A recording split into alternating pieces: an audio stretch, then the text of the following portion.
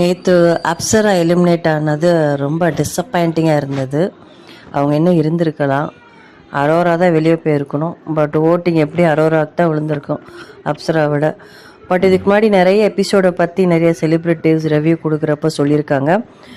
இவங்க எப்பயுமே ஓட் படியில் எலிமினேட் பண்ணுறதில்ல விஜய் டிவி.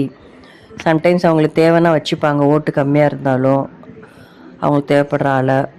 ஒன்று அவங்களால தான் கண்டென்ட் இருக்குது அப்படின்னாலும் வச்சுக்குவாங்க, இல்லை அவங்களுக்கு ஸ்ட்ராங் ரெக்கமெண்டேஷன் இருந்தாலும் வெளியேற்ற மாட்டாங்க அப்படின்ட்டு. ஸோ அந்த மாதிரி ஒரு கர்ட்டசி அப்சராவுக்கும் இவங்க கொடுத்துருக்கலாம். அப்சராவையும் இவங்க உள்ளே வச்சுருந்துருக்கலாம்.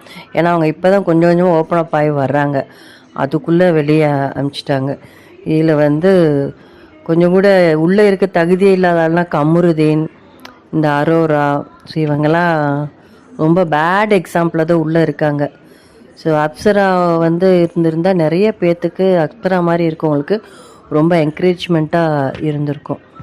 இந்த வீடியோ உங்களுக்கு பிடிச்சிருந்துச்சுன்னா மறக்காமல் சப்ஸ்கிரைப் பண்ணுங்கள், லைக் பண்ணுங்கள்.